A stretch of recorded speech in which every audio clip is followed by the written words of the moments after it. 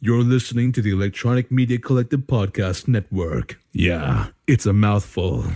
For more great shows like the one you're about to enjoy, visit electronicmediacollective.com.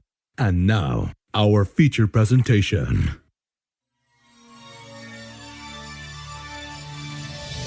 In a world where film studios have pillaged every young adult novel, DC'd every comic book series, and Frankenstein every silver screen monster in search of the next movie mega franchise.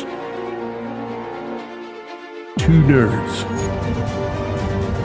two movies, one cinematic universe. This is Jasper. This is Randy. We watched two movies. And wait, who? Good evening. He returns. The Man of Death. I don't know. I had something and I lost it. I had it in my head. That's pretty much how the last 2 months have gone. I had something and I lost. Wow, Yeah. That's dark. Oh, man. Jasper, in case you're unfamiliar, this season is season 4. I can never say it right. No one can. Because it was a mistake to come up with that title. I wonder who did that. Huh. Wasn't me. In fact, it was you. It was. In fact, you proposed this whole idea of doing nothing but horror movies for season 4. Mm-hmm. And then you were on the first and the last. Okay, and then I vanished. You bookended this. Jasper, you got so scared. Me and Jason and what movies? Oh, you did watch Friday the 13th for the first special, Yes. but you weren't on the special. Yeah, no. So you were on the first non-special episode this season. What movies did you do? I can't remember the titles right now. Oh, was it The Guest and was it the Halloween? The Guest, yeah. And Halloween 3? Yeah, I think it was that one. Although I wasn't on the episode, I watched The Green Room. That was a good movie. Yeah, last episode. A little weird for Patrick Stewart, but it was just weird to have him in that kind of role. Did you watch Murder Party? Yes, I was on for that one. Oh, so you were on a couple episodes. Yeah, I think it was the third or fourth episode of the season that I bailed out. Yeah, took your leave. All right. I didn't think bailed out was. I guess no. You got scared. Scared. Yeah. You got too scared. Totally. You're like, did not let the I'm a demon big in. boy. I got my big boy britches on. Next season, all horror movies. I can handle it. And then you ran away. Then I went in the corner and cried. Dude, we've not even mentioned you being gone. I just had guests on and stuff. Yeah, I know. And we don't have to get into it, but yeah, you're back for an episode. No one cares I was gone. No one cares the show exists. God, that's horrid. That, or you took our listeners with you. I don't know where you went with them. We went to a party. A murder party. Oh my, you murdered our listeners? I murdered the statistics. To be fair, you were also on the second Friday the 13th special for a brief hot second. Yeah, I remember that. You had a little cameo at the end. I was crazy too. I listened to that. Did you? Yeah, that was fun. I was like the music. Really, I was like in it, and then I was like, "Oh, there's my voice." All right. Well, there we go. We're here. We're here. We're here. Jasper, if you're going to come back for one more episode this season, there was only one double feature in the whole world that we could do. There's only one way we could welcome you back while at the same time kicking season 4 to the curb. Because after this episode, we're going to have the third Friday the 13th special. And then that's it for season 4. And how do we do this? What's the only appropriate way to do this? Double Nick Cage. Double Nick Cage. Double Mint Nick. Double Nick Cage. There's a high Nick team level in this one. I'm joking. I'm sorry. That was horrid. Have we done any Nicolas Cage movies on this I don't think so. show at all? I don't think we have. No. I was thinking, I was like, we did Gone in 60 Seconds. I forgot. I watched that movie during season 2. Yeah, I ain't doing no Gone in bad. 60 Seconds. No, we're good. That's not. We're good. That or Ghost Rider. No. Gone in 60 Seconds, to be honest, was like the beginning of my Nick Cage hatred. Yeah. Because that's when I started noticing his hands. He'd do the, let's go. There's little hands in one of these There's movies. little hands in all of them now. Yeah. I can't unsee it. He does it in all the movies. But since this is a horror season, Cage has done a few horror movies. Most of them, I'd say, not good. But some of his more recent horror movies are very interesting. So this episode, we will be discussing the insane, over-the-top, mind-bending Nick Cage double feature of Mandy and Color Out of Space. Now, Color Out of Space is actually, the time this episode goes up, the home release is tomorrow. So this isn't even out on home video at the time of this recording. We'll talk about that movie later. That'll be the second movie we talk about, but we'll hold spoilers back on that one, since it's not even really, and it didn't get a wide theatrical release, so a lot of people haven't had a chance to see it. We'll hold spoilers back and give a warning before we get into spoilers, but we got to get into spoilers on that one. Yeah. So that means up first, we will be discussing Mandy. The 2018 Mandy with Sir Nicolas Cage. It's not Sir Nicolas Cage. Has he been knighted? No. He should be. You know what? He probably is, actually. Okay, so I almost should have had Melanie on this episode with us. Shout out to Melanie. Because she is a Nicolas Cage fan. I'm not. Okay. Well, we'll roll that into a little bit of our opening Mandy talk, but I'm not really either. I don't like his over-the-top Nicolas Cage-ness unless the context is right. Mandy came out in 2018. It says the enchanted lives of a couple in a secluded forest are brutally shattered by a nightmarish hippie cult and their demon biker henchmen, propelling a man into a spiraling, surreal rampage of vengeance. It is starring Nicolas Cage, Andrea Riseborough, Linus Roach, Ned Dehenny, and Richard Brake. Directed by Panos Cosmatos and written by Panos Cosmatos and Aaron Stewart. Panos Cosmatos is Sorry if I slaughtered that name. I'm probably slaughtering it too. He's an interesting director. He's somebody I have my eye on. He does kind of out there genre art house kind of movies. Okay. This was his second feature film. His first was Beyond the Black Rainbow. It's interesting. It's different, but it's kind of got that same kind of late 70s, maybe early 80s movie feel, but also with the same slow, dreamy art house style. Jasper, had you ever heard of or seen Mandy, and what are your initial impressions? I did not see this when it was in theaters. I had seen trailers of it, and I was intrigued by it, just being crazy Nick Cage going off the deep end, but never got around to seeing it. Now, you said you don't like. I think we both have said we don't really. Yeah. So my issue with Nick Cage is like I think the wrong word is typecasting, but he's always Nick Cage. It's just like almost the same character. Like it's like he method acts himself. Like yeah. Like so. My problem with him is that he doesn't show, except I believe this movie. This movie is like the first movie I've seen him where he has emotion. Oh, I got you. Like he's very like almost like Terminator and like Ghost Rider and all that. Like he just seems like he has no emotion. Like he is kind of dead inside. Genuine emotion. Yeah, like I'd say. The movie he was in what was that, the 90s Face Off? Yeah. Was like the only time I've ever seen him actually like animated. He's often over the top, and again, it depends on the context. His way of being over the top, the Nick Cage way, and there's little variations in it, but it's Nick Caginess. I feel that it just sticks out in most movies. So it's got to be the right context. And I mentioned Melanie earlier because she likes Nick Cage, and so that's always like it's a conversation we have quite often. She's always like, well, you don't conversation like turns into argument. She's like, you don't like Nick Cage. And then we made the mistake of watching this YouTube video that analyzed and tried to like justify his motivations for why he acts the way he does. And so then she always brings that up. And I'm just like, so what? He's still over the top, and it's inappropriate in most of the roles he's in. It might be interesting, but like if it doesn't serve the movie, it's just detracting. It takes me out of it. I feel like in these two movies, especially with Mandy, like he kind of got it with, again, like you say, the hands. In this one, it seemed like they kept him on the rails.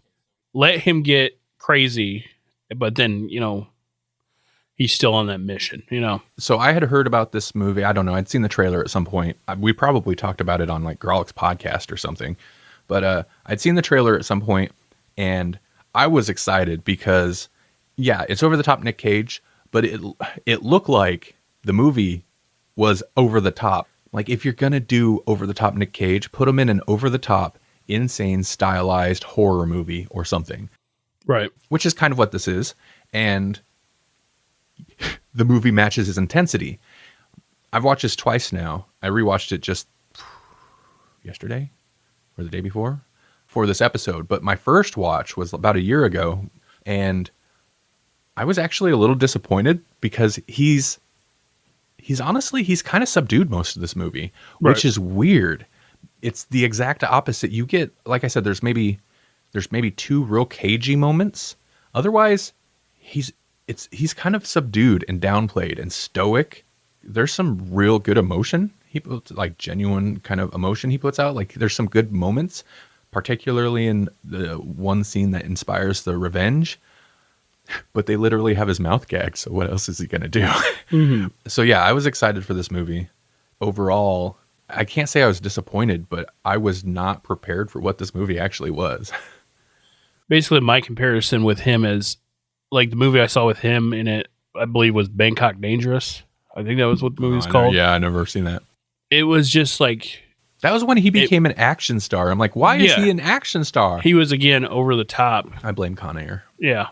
Sorry, go ahead. But like watching Bangkok Dangerous and then watching this movie, is like I said, it seems like someone kept him subdued or told him like, this is how we're doing this. Because like in Bangkok Dangerous, he plays like a crazy guy, but he's like all over the place, you know. But now in this movie, when we're talking before the podcast, like where it's kind of like Drive, where there's not a lot of talking, but you know exactly what he's doing and what the mission he's on. And this one really was like, that's grounded. That's fair. I think it's so funny to say grounded. The movie itself is kind of not grounded, but I guess the story is, and his performance is. Here, we're 2 guys that are like, oh, we don't really like Nick Cage, but we can't help but focus on him in this. And it's not to say I don't think he can't act well, because I think he can. He acted well in this, and I like him in Adaptation. I think he's good in that. He's not really cagey in that movie.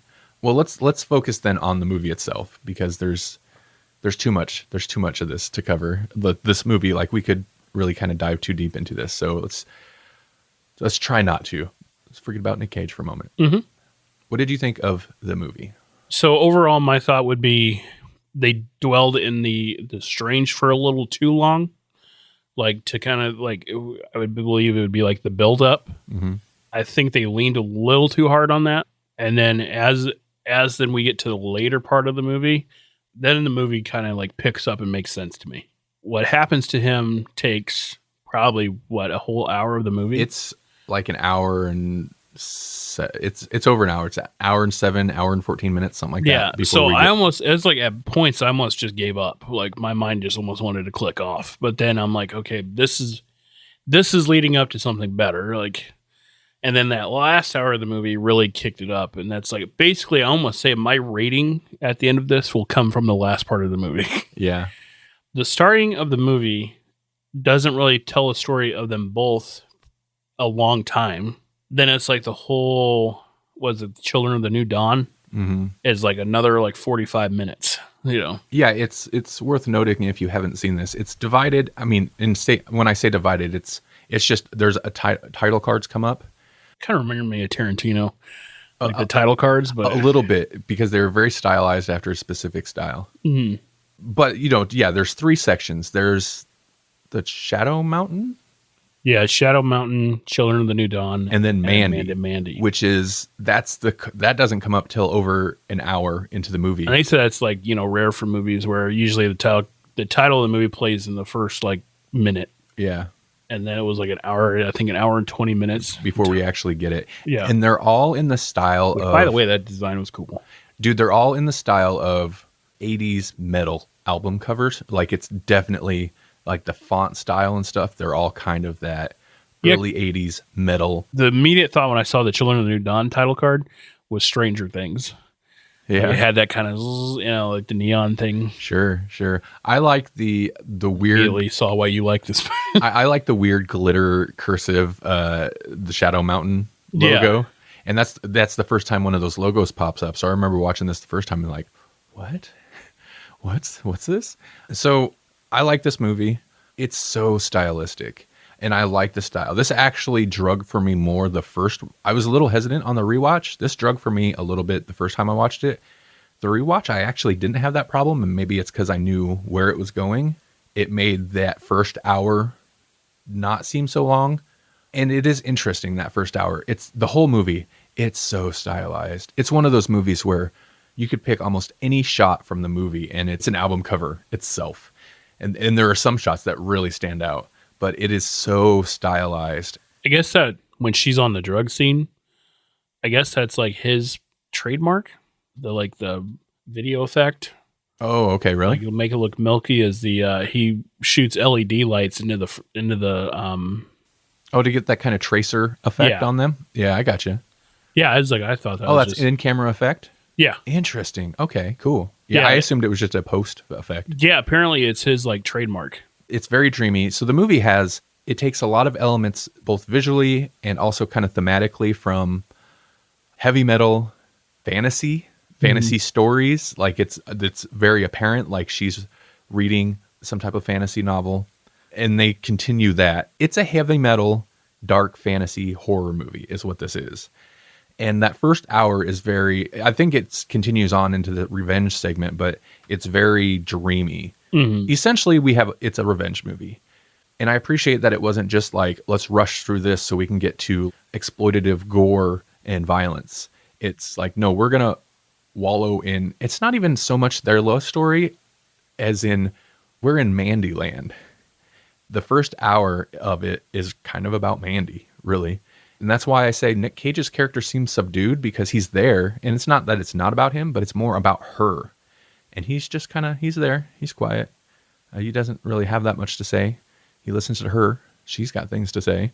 And we kind of exist in her world until, I guess it's kind of spoilers, weird religious cult rolls in. We get a little bit with them, which I think is weird. Things happen, and then it's just Nick Cage, and he's very angry. And then the movie totally changes. It totally changes. It's still very stylized. Like, what was the movie I was thinking about? Especially when the three guys show up. I was thinking Pinhead and all the... Oh, like Hellraiser and stuff? Yeah. I was like, when did Hellraiser get here? It's so interesting because the movie melds, and it's not like this hasn't been done, but it melds art house style, art house sensibilities with schlocky genre, like 70s, 80s mutant bikers and weird fantasy elements. There's literally a shot that's like a stylized painted sunset backdrop with a tiger roaring in front. Like, what? Why is there a tiger in this movie suddenly? Right. There's weird animated sequences of like corpse woman on Mars or Jupiter or something. Like, it's so bizarre, but this is like the most metal movie that doesn't actually have any heavy metal in it. Especially when he like picks up that piece of glass with the drugs on it and just stuffs it in his nose. Not snorts it, just takes it. Like, so what would you say? Okay, how about this? I'm going to steal. So last episode we did a mashup episode with Trash Talk Podcast. I'm going to steal one of the ways they approach their reviews. Sorry, guys. What's your favorite or a memorable or like one of the most notable scenes of this movie for you? Oh, man, I would have to say, I think it's right as he starts killing, but it's also when they capture him, the three guys, and he rips his shirt. He goes, "That's my favorite shirt." And just the way he kind of starts like nonchalantly killing everybody. Like, that's the thing. Like, there's like no humor in the movie for the Mandy segment, which is actually not the Mandy segment. The Mandy segment is after Mandy's out of the picture, basically. She's not ever out of it. We kind of exist in Mandy land the whole movie. And she's the woman in the animated stuff and all that. But we don't get the Mandy title card until after, spoilers, until after she's dead. But everything leading up to that, there's not a lot of humor. And it's pretty dark. It might be worth talking about the scene where they take them hostage. But after, when it switches into this is a revenge movie, there's humor, and that's the most surprising. Like, there's some funny lines. The shirt thing is one of them where he's like, that's my favorite shirt. But also, like, it's not just a throwaway line. Like, that's a shirt he's wearing towards the beginning of the movie. And then she's wearing the shirt when they get kidnapped, and she's wearing it during that whole thing. After she's killed, he finds the shirt, which is a horrible implication in itself. He finds the shirt in the house. So it's not even just a throwaway line, but it's still funny, and it still ties into like the story. And it's still not the Cage moment, but the shirt thing does come into one of the big Cage moments to where we think he's killed that mutant guy. That mutant guy shows back up, and he's still, Cage is still mad about the character, not Cage. The character is still mad about the shirt, and he's like, "You ripped my shirt! You ripped my shirt!" Yeah. And I was like, wait, oh, yep, nope, that's the Nicolas Cage I've been waiting like an hour and a half to see. I think that scene, and then also The bathroom scene, maybe? that, and just like how stupid it was the chainsaw fight. Oh, I love it. I love the chainsaw fight. Like, it's so stupid. Dude, there were shots of that in the trailer, and that's when I was like, that's Nick Cage, crazy Nick Cage. There's a chainsaw sword fight, essentially. So good, but so bad. I wanted to punch that dude that was in passenger seat of the van that kept rolling up and down the window. Okay, I'm wrong. I guess there was a little humor before the big turn, because it is annoying, but it's played for laughs. That dang mouth breather, man. Oh, he was too. He always had the like slack jaw look the whole time. So that's another scene. I'm trying hard not to dwell too long in this movie. That's another scene though, because so the movie's stylized and weird, and it's explained away later as kind of a real world thing, but it brings in this fantasy element to where, like when we're with the Children of the New Dawn, you said it was? Yeah, I think it is. I believe that's like, the Children of the New Dawn. Use the horn of whatever. And he pulls it out, and then you get the green strobe on it. The horn of Abraxas. Yeah. So then they go, and basically he blows on that, and then these like mutant biker monster men show up. And so that's a very weird fantasy thing going on. So we were laughing because we were like, one, it'd be funny when he pulls out and that green strobe comes on. If like the camera backed up and he's just holding a strobe light. It is so funny because it's like, it's one of those stylized moments that takes you out because you're like, wait, what? It's such a jarring thing. Right. And then we were laughing because that guy pulls up on the ATV and he's got the spikes all out and stuff. And we thought it'd be funny if like he just rolled up and just went, "Ah!" Like just They totally are though, like biker Cenobites. They're very Hellraiser. One of my favorite scenes is definitely where the movie takes a turn, because there's everything up to the bathroom scene. Then you've got the very kind of Nick Cagey, although it kind of works in this case, but the bathroom scene. He's kind of in shock up to that point, and that's where he like starts drinking and then pouring the alcohol on his wounds, and then he starts revving up with his sorrow, his pain, and his grief, and his Nick Cage primal guttural screams, which is not supposed to be a fun moment. It's not, but like, it's also Nick Cage. It kind of is. Like, you can see he's amping himself up.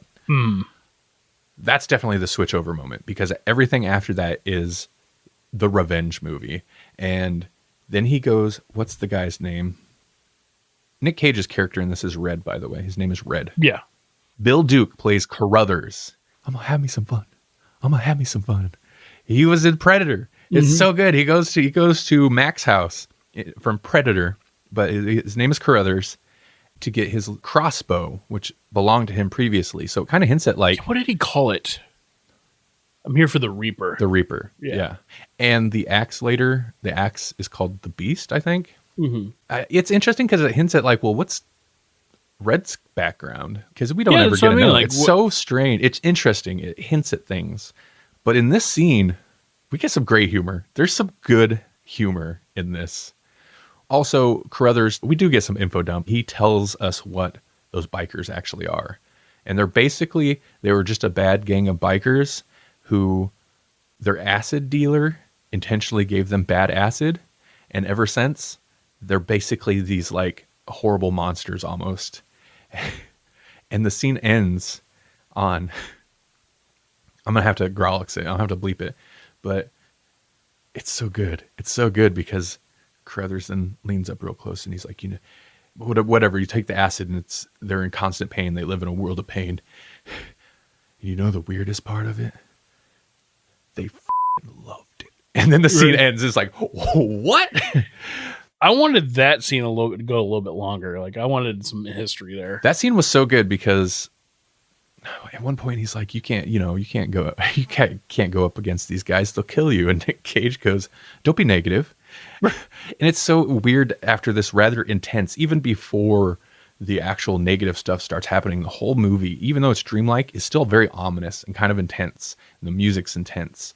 We actually finally kind of get a break in tone in this scene, but it also signals like the right turn into straight up 70s, 80s B low budget movie schlock territory. I'd gotta read my favorite quote though. Carruthers says, "So what you hunting?" Red says, "Jesus freaks."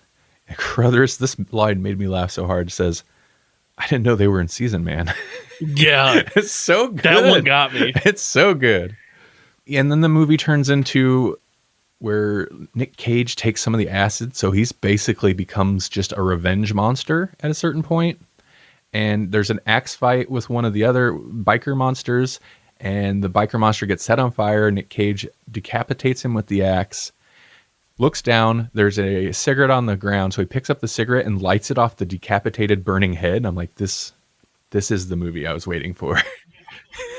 And yeah, okay, it's a revenge movie, but it still maintains that fantasy feel for me, because even up towards the very end, he's finally like, he's getting to the last boss, but he comes across the old woman first. And there's that weird scene where it's like, she starts talking about weird, kind of like sensual, I could be the most sensual lover. And then it just fades to black and you're just like, wait, did he? What? So then the next scene starts, it's the big bad in his little cubby hole, basically. And the head of the old woman gets tossed in there, and it just made me think it's like a dark fantasy adventure. The second to end boss is the witch, and he killed the witch by cutting the witch's head off. It just kind of maintains that throughout the whole thing for me. If there's any way to enter the final boss, is to throw the second to last boss's head in there. And then as you squeeze his head, you say, "I'm your god now." But let's talk about that.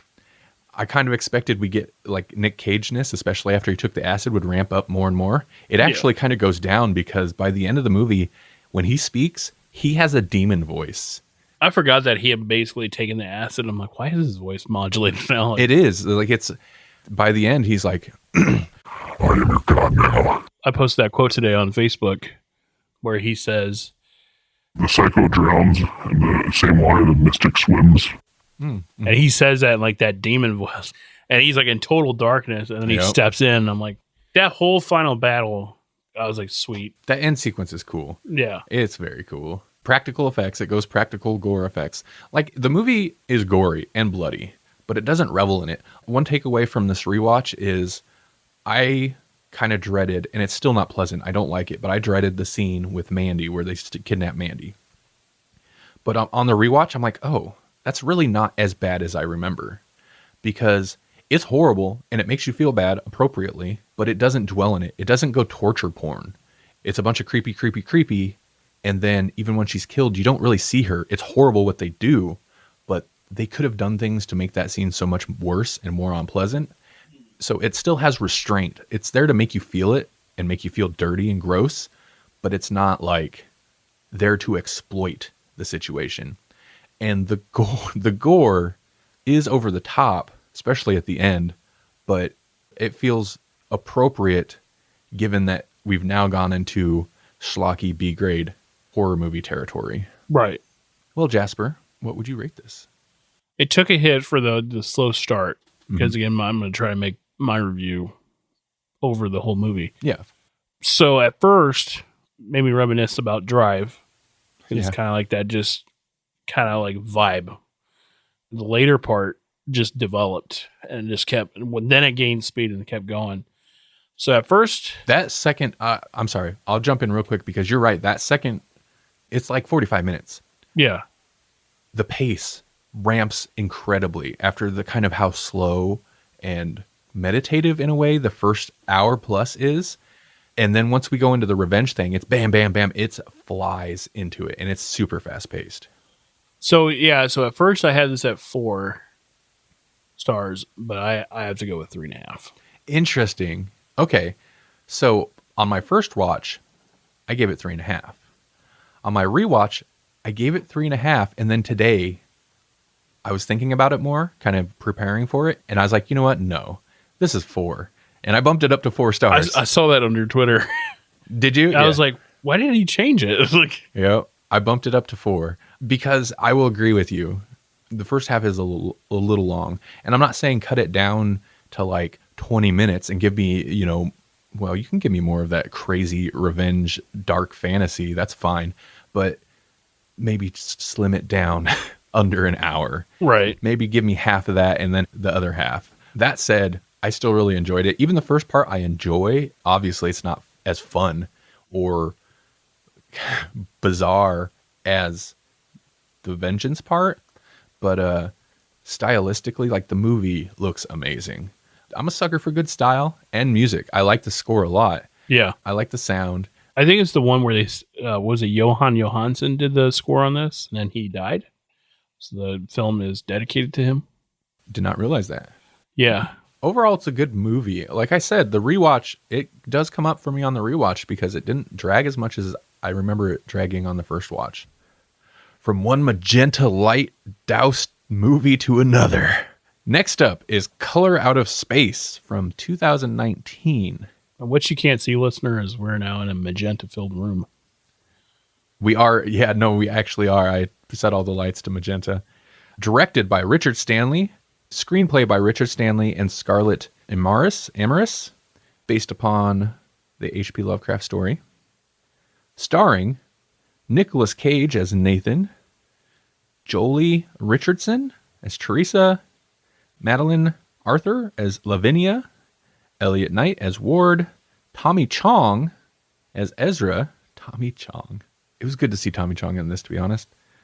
Brendan Meyer as Benny, and Julian Hillard as Jack, or they refer to him a lot as Jack. Overview. The Gardner family moves to a remote farmstead in rural New England to escape the hustle of the 21st century. They are busy adapting to their new life when a meteorite crashes into their front yard, melts into the earth, and infects both the land and the properties of space-time with a strange, otherworldly color.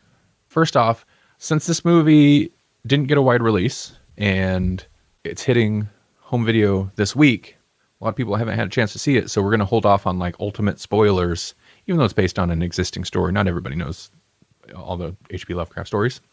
We're going to hold off on like the final spoilers till towards the end, but we'll give you a warning before we get there. Jasper, had you heard of or seen this movie before, and what are your initial impressions? I've not seen or heard of this movie before. My first impressions of this was it was going to be a weird Nick Cage movie. Yeah.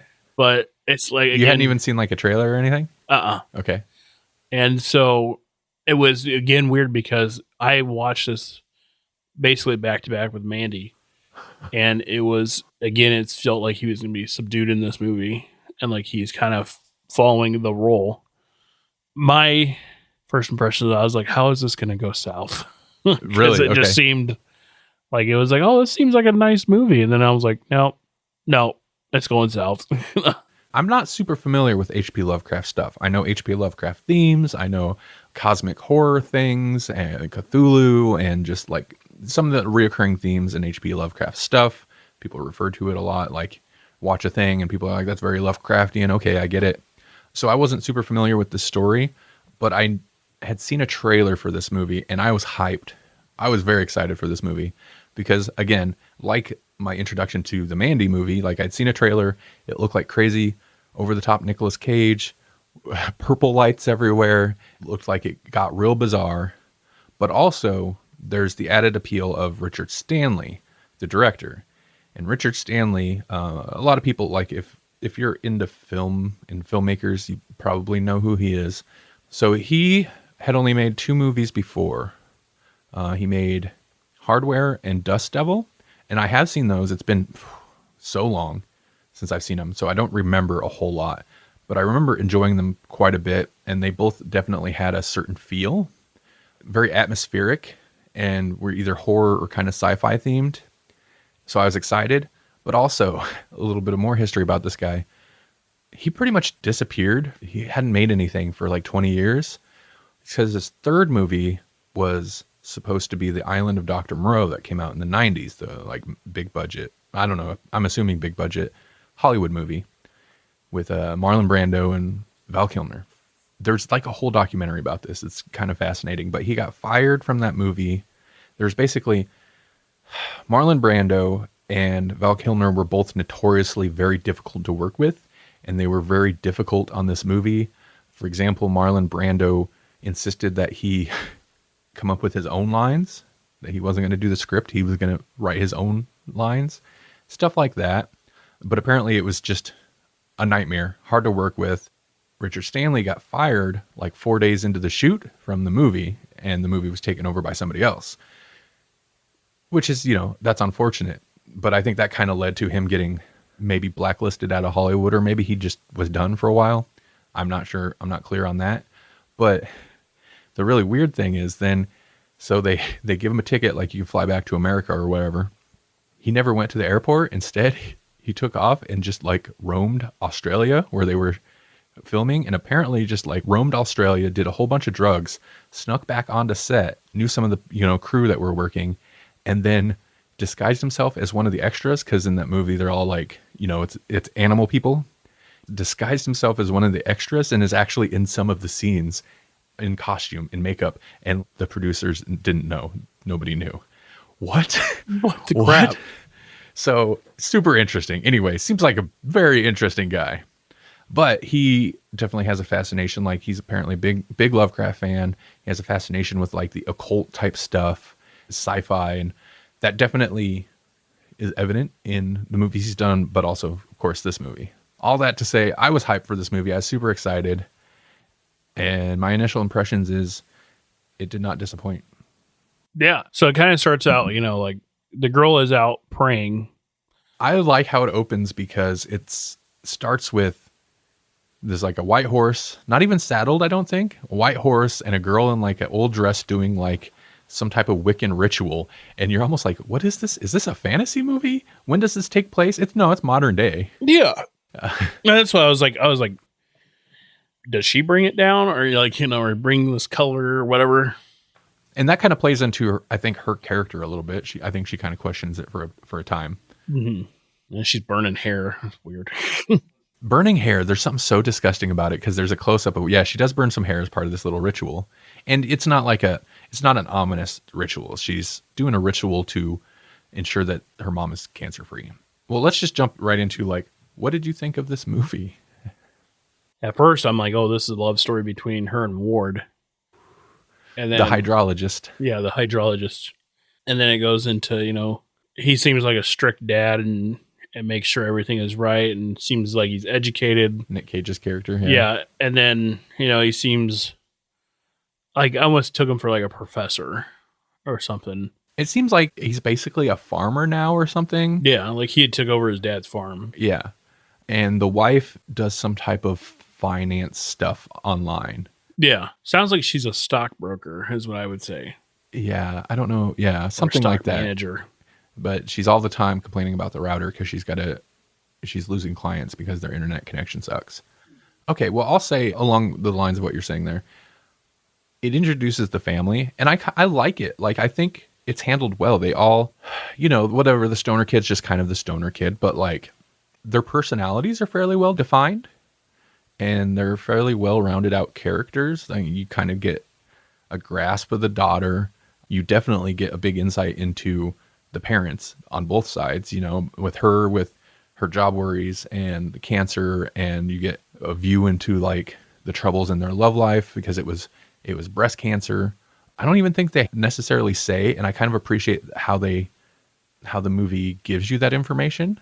Like, it's not specifically said that it was mastectomy, but you get it. Mm-hmm. And him with the fact that he took over his father's farm, he doesn't want to be like his father. That actually comes up. He says things about it way later in the movie about, I'm not my father, just randomly. It's like, well, he's definitely still got his own thing, his own issues going on. Right. But I like how it handled the characters. Even he's not in it that much, but Tommy Chong's character, you kind of even get a sense of who that guy is. Yeah, like I actually usually I don't like because he usually just plays just like generic stoner. Yeah, generic stoner. But he was like kind of like I almost want to put him up as like a shaman. Yeah, basically. But also like he used to be an electrician, so he's a little dated, but he's got cameras out everywhere. He's their squatter, but he's got cameras out everywhere, and like he's our squatter, but he keeps to his own. He's both the like out there nature hippie, but also still very tied in and knowing what's going on, and he's pretty interesting. Now, this movie, I will say, is the difference between this and Mandy was this one seemed to progress a lot faster, and also I like the multiple stories that were in the one story. Like Chong's character, and then Wade, who is like has nothing to do with the family. You want to know what's going on when the mayor visits after this thing hits the ground. Yeah, there's a lot of little stuff that hints at like a broader backstory that's like, well, that's not what this movie's about, but there's history with these characters. Yeah. Just how it starts, it's like, oh, peaceful family, and then just shit hits the fan. It's not a spoiler, it's the whole premise of the movie. A meteor comes down, there is a blast of like purple light. And it is like a happy family, but it's not like, a over the top cheesy happy family. Like they still have problems. It's a normal family. Grounded. Like this movie starts off, it's still stylized even before we get into the crazy stuff. Oh man, it's such a good looking movie. I love the cinematography and the look of the movie and the sound, the music. I really love the score in this one, but it does feel more grounded than like Mandy ever feels, because Mandy even starts kind of out there, but then this gets continually weirder.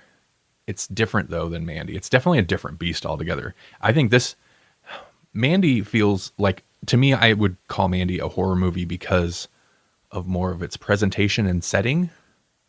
But this is an actual horror movie. Like Mandy is more of like, I guess, a tragic revenge thriller.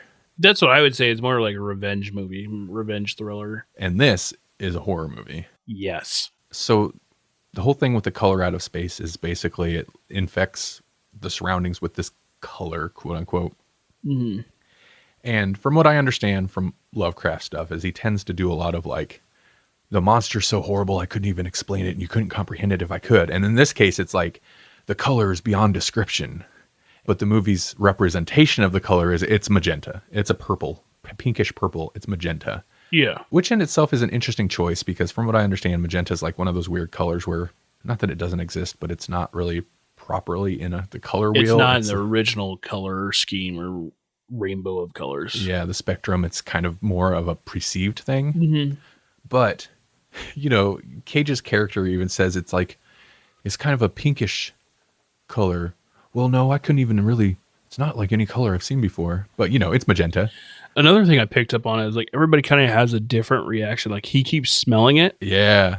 His is kind of the most evident early on and becomes, in a way, the most extreme later on. Yeah.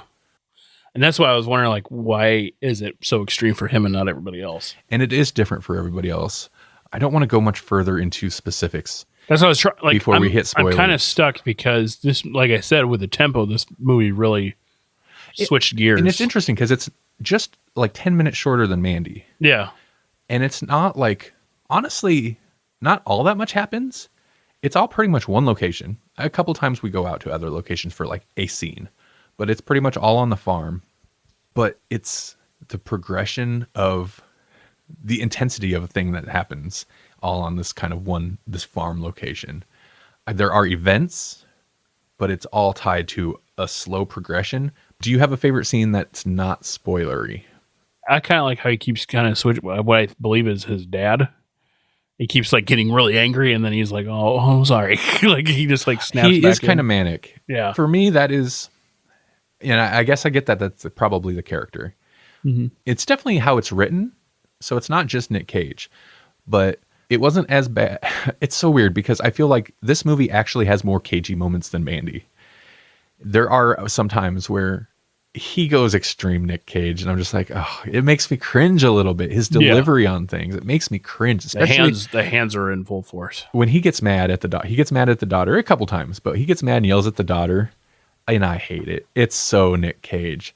But the thing is, though, I think in this context, this is one of those movies where I can overlook it. It doesn't ruin it for me because it works in the context. But everybody feels like they progress towards where the movie goes fairly naturally. His feels the most unbalanced to me. Was able to overlook it a little bit more on the rewatch, but initially that was one of the things that detracted from the movie for me.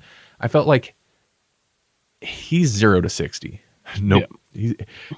Gone in 60 He's seconds. Gone in 60 seconds. Like, no pun intended. Everybody else, it feels fairly like a smooth slope. Yeah. Like, and he's like, take a step up and then a slope, and then he's at 60. That bugs me a little bit. I don't know if it might just be that maybe his character's a little manic, but I can do a non-spoiler favorite scene. When the meteor comes down and it hits. I like how that scene is. The brother is like, he's into NASA, is doing it like sitting at the computer. I'm assuming kind of stoned out, but he's just like drooling. The daughter's got headphones on and she's probably sleeping. The parents are having romantic time, but the little boy's awake and gets up and he's in the hallway and he gets like the direct blast from this light. But I like how that scene plays out. And I like the way the light, when it's intense, is visually depicted, because it's not just a bright white. It almost looks like it saturates the video. It saturates the film. It's like a combination of like a weird paint and it comes back towards the end of the movie, a weird paint effect, but at the same time, a weird digital artifacting effect. It's a mesh between like a melty paint visual effect and your video file got messed up. Like, right. It's this weird combination of that, and they definitely like play with it towards the end. And so that scene I think is fantastic, and the way it's just the weird build up to it. It just saturates everything in the picture. It's very intense. Almost like the way I saw it was almost like it was scanning the house. There are a few visual effects to where it's not over the top. It's not like the film. It's not like that. You've seen that like effect where the film reel caught on fire and burns out from the middle. But there are a few effects where it looks like it's not just a visual effect messing things up in the environment. It looks like it's messing up the video itself. And I think that's super cool. Right. But it's not overdone in your face. Okay, well then how about this? Let's go ahead and do our star rating now and then jump into spoilers. Okay. That way we can hit star rating for people who haven't seen this. Just get like whether or not we'd recommend seeing it, basically. Yeah. And then we can get into spoilers. And if you, I hate to do it, then but we can be like, if the next segment has spoilers. And I'm sorry, our cinematic universe is going to have spoilers. There's no way around it. Like the nature of that, you can't avoid a spoiler. So what's your star rating? Have you seen my star rating on this? Nope. Well, for old time's sake, Jasper, what do you think I gave this? 4. Nope. Overshot 3. Nope. 3.5. I give this 5 stars. Okay. I love this movie. I would bounce between 4.5 and 5. 4.5 is still extremely high, of course. And initially, I kind of took the half away because of Nick Cage. But thinking about it again, and even though there's unpleasant things in it that I'm not excited about in a rewatch, this feels like, more so than most horror movies that come out, this kind of feels classic. This feels like a movie I could watch over and over, within a reasonable time range, of course. But I think this has a lot of potential for replayability, and it's so well done. I love the visual style. I love the sound. I think the characters are pretty well written. The story is interesting. There's something towards the end that I'm not fond of, but it doesn't detract enough to, I think this is, I was thinking about all the movies I've covered this season. Season 4, and there's been some, like, The Guest. I love The Guest. Halloween 3, even though it's ridiculous. I love that movie. Green Room and Blue Ruin are both great movies. This might, in my opinion, this is the best movie I think I've covered this season. I think this movie is great, and I'm super excited to there's rumors that Richard Stanley will be doing like basically a trilogy of H.P. Lovecraft movies.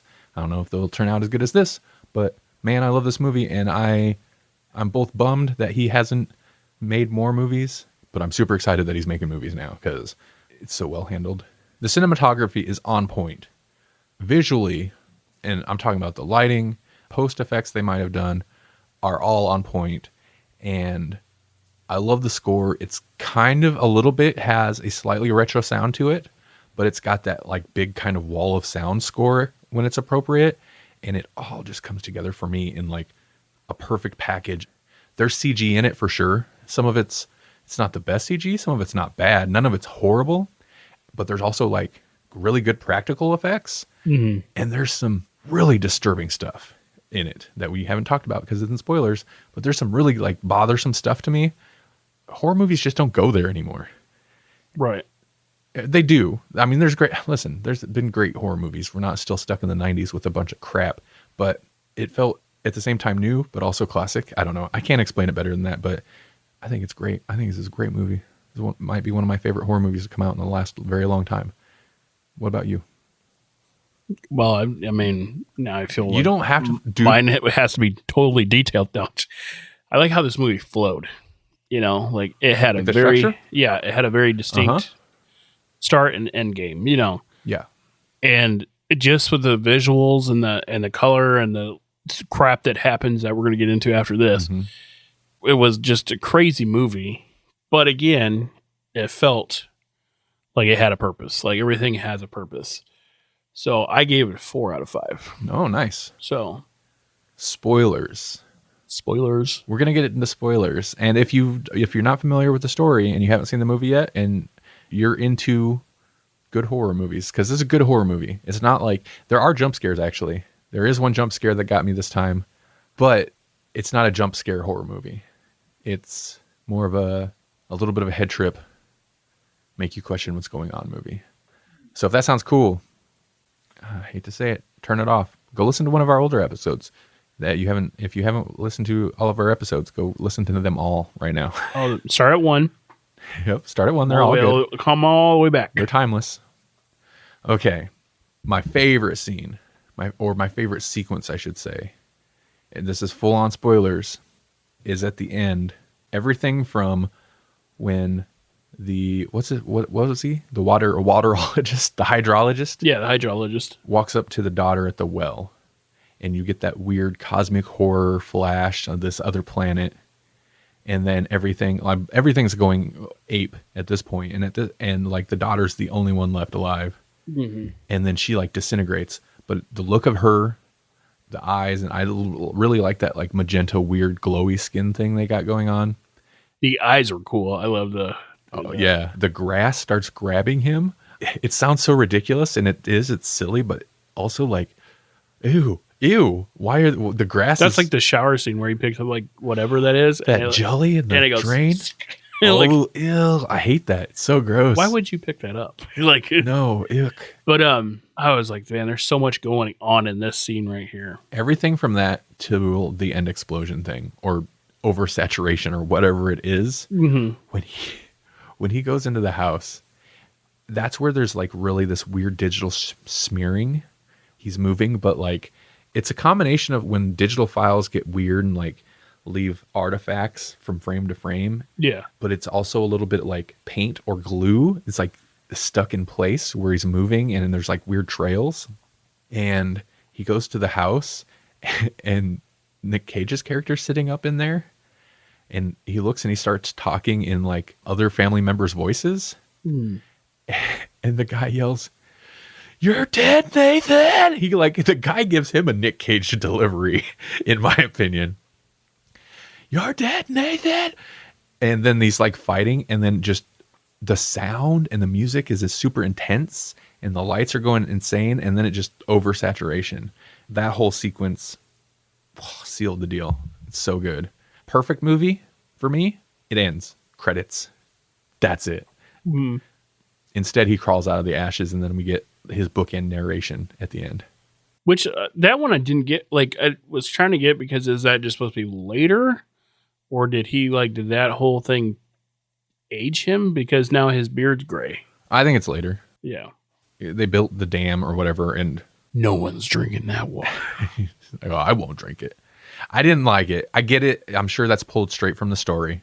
But I didn't like that final scene. Yeah, It's not horrible. It was unneeded again. It was unneeded. I was done.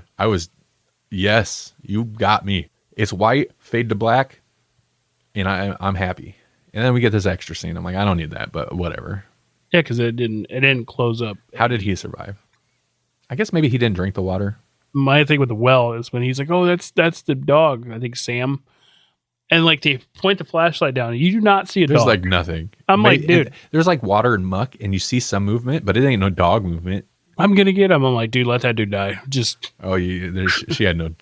He was dead set. let's just get to the part that made me go, wow. The part where this movie takes a turn, and you're like, no one is safe. No one's getting out of this. That's when I was like, everybody's dead. Because it takes the two most vulnerable characters and literally fuses them together in this horrible, disturbing, And not only whimpering mess of human. now, not only do they get fused together, but the kid is now through the mom, basically. Yeah, like Through the mom. the sister says at some point, like it's like she's absorbing him, and they're in pain. And If you've seen the movie, you know what we're talking about. But yeah, they're in pain, and they have him laid out on the couch. And not only was it the sound for me, but it's the little kid's arm grabbing the back of the couch. And I think like my thought is he's like trying to prop it so he can breathe. I was speechless. It's the only time I've watched a horror movie where I was just speechless. Really? I was just like, what's going on? For me, that's the moment where the movie goes from like, oh, it's cool, it's weird, it's kind of trippy. You're like, you don't really know what's going on. They do a lot of cool stuff with like, it messes with their perception of time. They kind of lose time. They point that out too, as like messes with time. I think the kid Benny does. Benny points it out because we don't get as much from his point of view as we do the sister. The movie follows her more often, but he disappears for a while and comes back after it's dark, and he's like, "This is gonna sound weird, but I kind of got lost out there. It was day, and then it was dark, and I didn't know where I was." So, there's that kind of weird like. Is it just messing with their minds, or is it actually doing something to them? And this is the point at which it goes from that kind of horror to body horror and to punch in the emotional ribs. And man, it's pretty brutal. And it's not like, oh, it's this horrible thing that happens and then it moves on. You'd message me and you're like, they could stop making that noise literally anytime. Because it is both of them whimpering. They can't really even talk at that point. And like, yeah, it's like her making like an air, like, and then the boy is crying. Yeah. And it was just the two mixed together. And there's several scenes with them unsettling, where that's going on the whole time. Mm-hmm. It's not like annoying. It's just bothersome to where you're like, oh man, stop. Yeah. Because then you feel like you're in the scene because they're trying to talk over a plan. And then they're like, they kind of like look. It's also the way they treat it to where like, they don't want to look. Mm-hmm. It's sad. And it's bothersome. And then he throws her in there to feed. He goes, feed mom. And then, Spider Mom. And that's later. Like, she does not even want to go in there. Spider Mom. Oh, I love that. Yeah. Eventually they go full creature, and it looks like stop motion for a moment. Stop motion animation. And it's a super fast cut, but I kind of love that they went stop motion because man, old school technique, but it's cool. The one scene I really liked, and it's kind of just a throwaway scene, was when they go back to the shaman's cat. I'm going to call him a shaman now. And his voice is on the tape? Yeah, and his voice is on the tape, but he's like dead. And it's warbled tape, so the time, like his voice sounds real creepy. It's still Tommy Chong, which is interesting, like his voice, but it's like creepy Tommy Chong. But it's warbling, and yeah. I like right before that when he's like, no, man, they're in the floor. Because he has like the mic or the headset to the floor, and he's like, no, man, they're here, they're outside and whatever. And yeah, what's in here is out there, and what's out there. He gets away. Yeah. He gets weird. But what I liked is as Ward's leaving the door, he goes, oh, I'll look for the cat.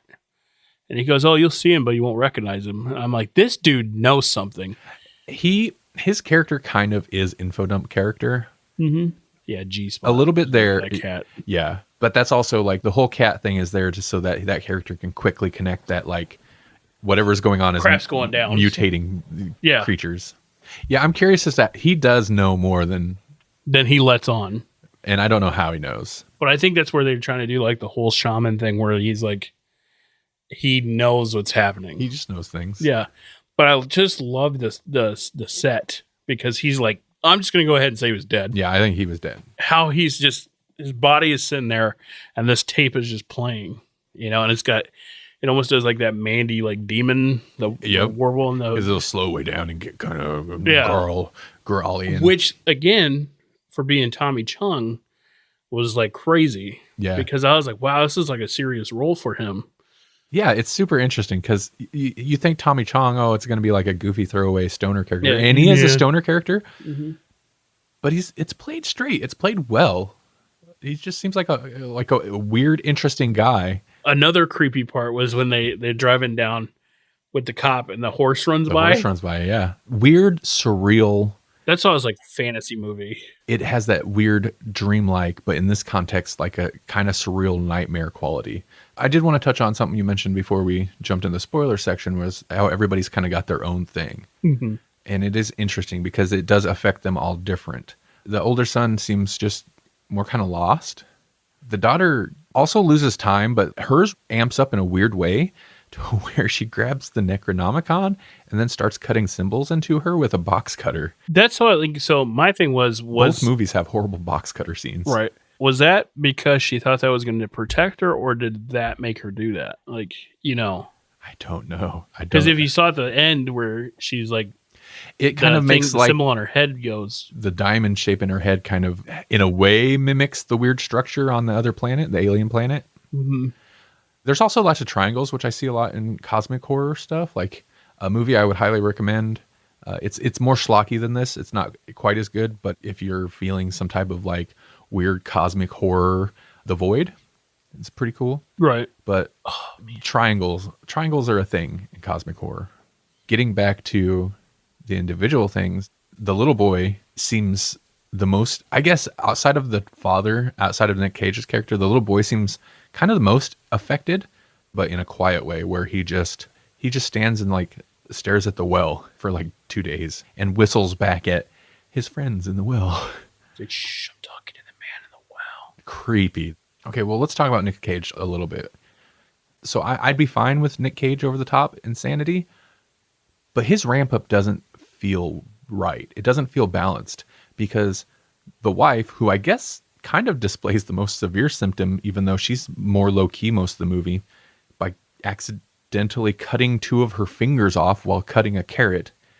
But that takes those 2 out of the movie for a while. They actually leave to go to the hospital. I can't tell. It seems to manipulate time, but it seems like for at least a day and a night, they're gone. So that whole time, like, the kids have been subjected to it, and it's getting worse and worse for them. But the wife and him are gone. I know they're probably already infected or whatever, but they're gone away from it for a while. But when he comes back, he's more impacted than they are. Right. It seemed like if he got away from it, like where the meteor was or whatever. I would assume. But he seemed relatively okay in the car, other than occasionally doing some opera singing for whatever reason.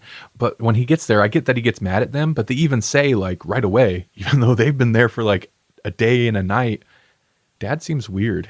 Dad's acting weird. And it's like, he is, and I don't understand why he is already, like, so suddenly.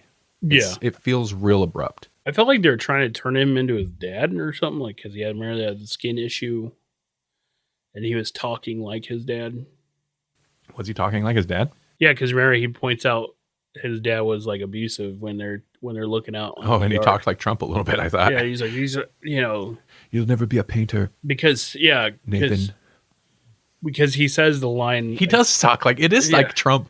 It sounds like a Trump impression. You'll never be a painter, Nathan. Yeah, because he points it out. He's like, you know what? Get the fuck out of my face. Or no.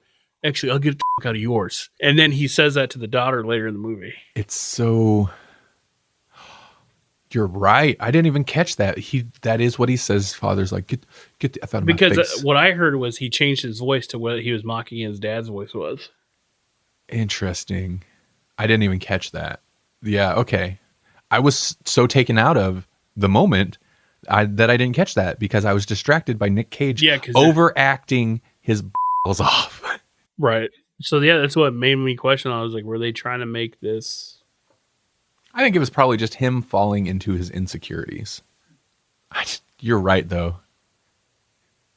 So there's reason behind the voice, but why does it have to be like that? Yeah. Why does he have to act it that way? Yeah, because then what made me really like solidify that theory was because his arms were turning like old.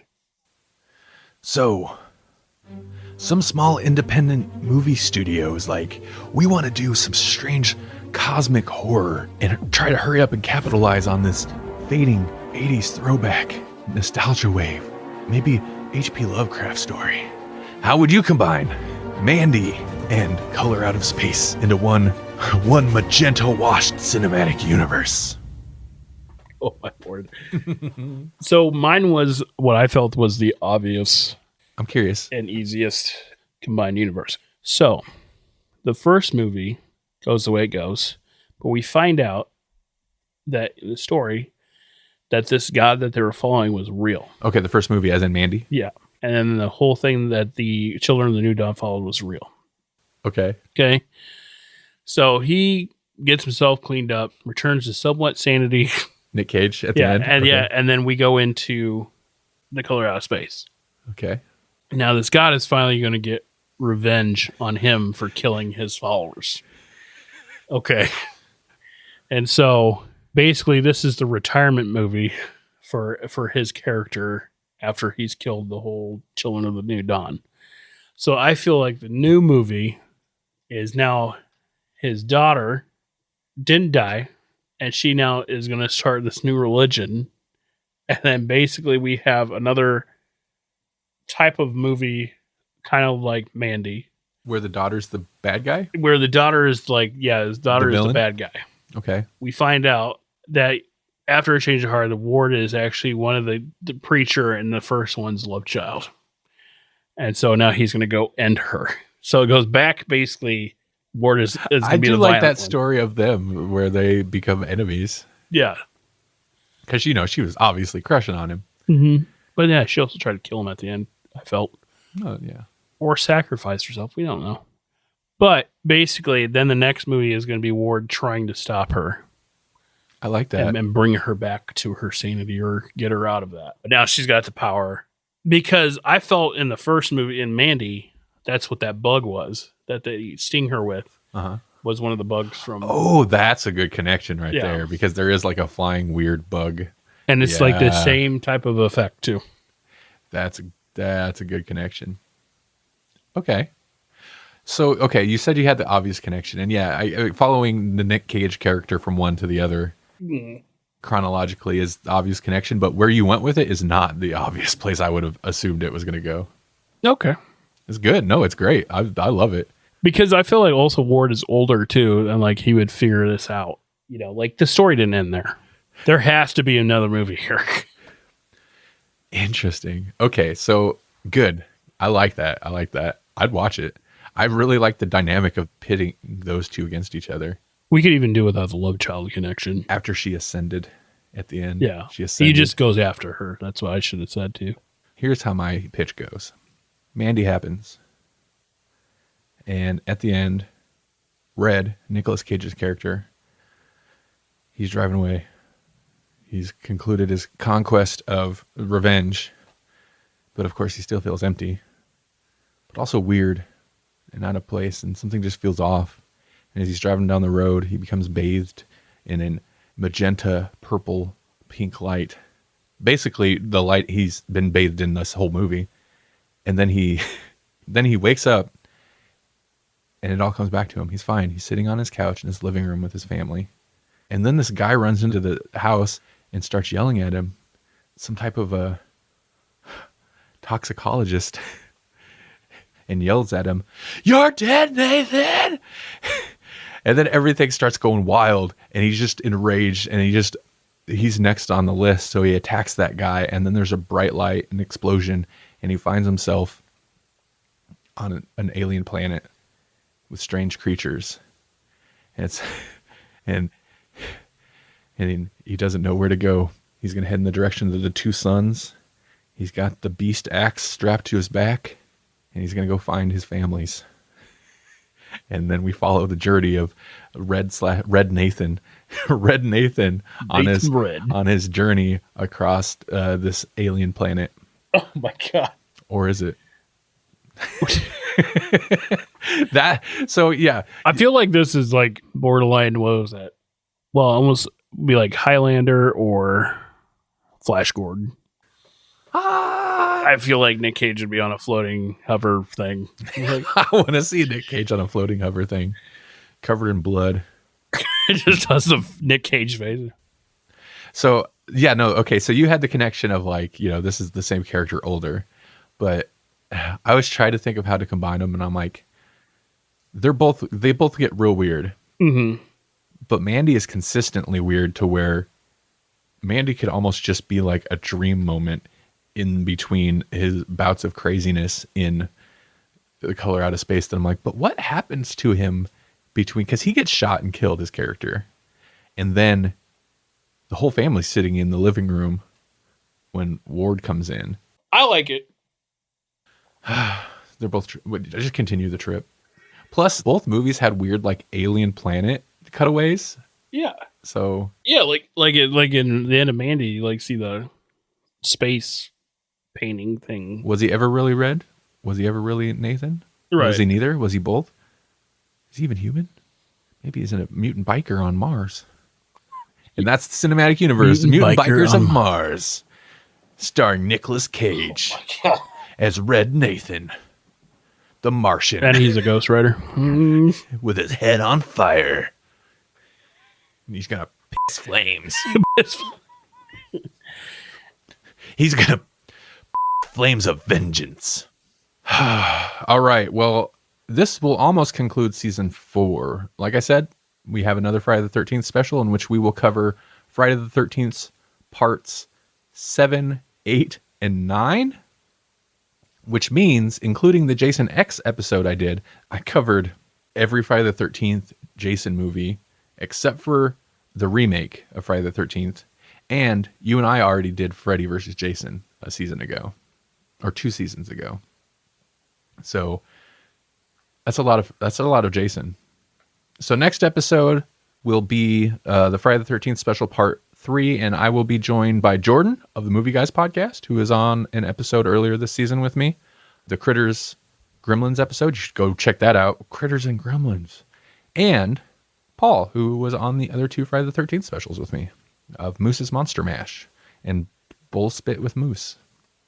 And then we're taking a break. After season 4. I don't know for how long. And then season 5er. Season 5er, where I go on Fiverr.com and hire someone else to create every episode. Yes. For $5 a pop. No, I'd pay him 10. We're worth $10 a pop. 10. It was good to have you back. Good to be back. I don't know what the runtime is going to be, but the recording was real long. Well, 3 hours? No. Okay, not 3 hours long. 2 for sure, though. Well, hey, if somebody wanted to find you online, where would a good place to do that be? My Twitter handle is @Carranzo Media, which is @KORANSO Media. And yeah, that's where I'm at. That's where I be. And I'm Randall Silvey. You can find me on Twitter as well @Randall Silvey. It's RANDALSILVEY. Or randallsilvey.com to see like basically all the episodes that I appear on. They're all listed there. And of course, you can find the podcast at GCU Podcast on Twitter, or go to grawlixpodcast.com. It's GRAWLIX podcast.com. Or at Grawlix Podcast, or is it at the Grawlix Podcast? Or at Grawlix Podcast on Twitter to follow our brother, sister, mother show. Is that weird? Okay. The original Grawlix Podcast that we spun off of. What happens if we got beamed with a magenta light and somehow morphed back together? I was just picturing logos mashed together. Like it like mutated and crying and lapping up milk like a dog, or water like a dog. Me, you, Jesse, and Melanie all just. Don't make it. No, now you're making it real. And then you just. Now you're making it horrible. I would be vaping. All right. Speaking of Grawlix Podcast, it's worth mentioning this coming month, so March, Grawlix Podcast is hitting 6 years old. 6 years. 6? It'll be our 6th birthday-versary. We're old enough to vote. No, I'm joking. 6. And if we did, who would we vote for? The mother-son duo of Jack. Oh my God, that's who's running for president. I'd vote for that.